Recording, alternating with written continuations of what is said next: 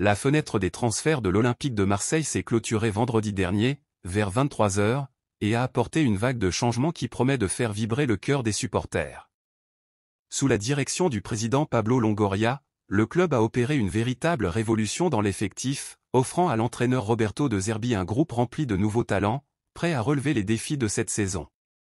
Abonnez-vous à la chaîne et laissez votre like, car de grandes nouveautés sont à venir. Mais commençons par le début. Tout d'abord, qui est Roberto De Zerbi?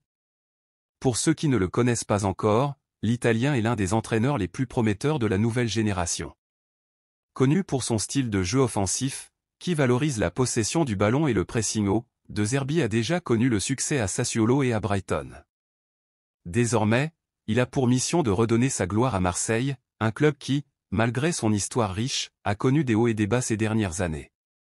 Pablo Longoria, le président de l'OM, savait qu'il devait faire quelque chose de grandiose pour attirer et, surtout, maintenir De Zerbi au club. Et c'est exactement ce qu'il a fait. La fenêtre des transferts a été l'une des plus animées de ces dernières années. Au total, 11 nouveaux joueurs ont rejoint le Vélodrome, transformant complètement l'équipe qui avait terminé la saison dernière sous la direction de Jean-Louis Gasset. S'il y a un secteur qui a connu une véritable révolution, c'est bien l'attaque. Vitinha, Pierre-Emerick Aubameyang, Ismaïla Sarr et Iliman Ndiaye, des noms qui portaient la responsabilité de trouver le chemin des filets, ont quitté le club. À leur place, Longoria a fait venir une nouvelle génération d'attaquants, dont le jeune prodige Mason Greenwood, Valentin Carboni, Jonathan Rowe, Eli Wahi et Neal Maupay.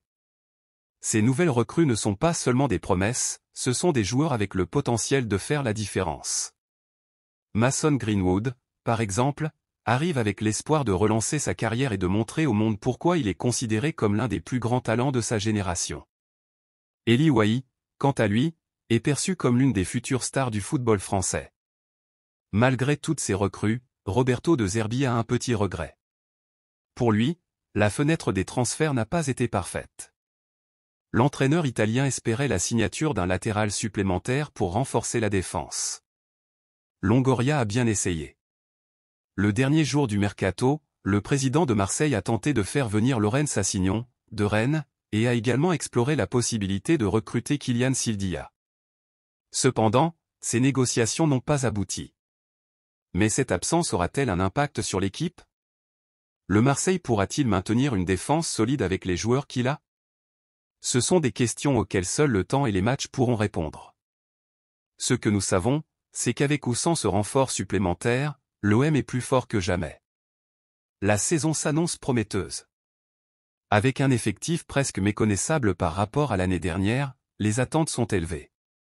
Les supporters sont impatients de voir comment ces nouveaux talents vont s'intégrer dans le système de jeu de Zerbi.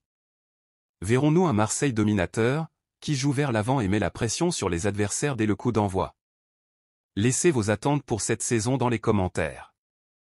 À votre avis, qui sera la révélation de l'équipe?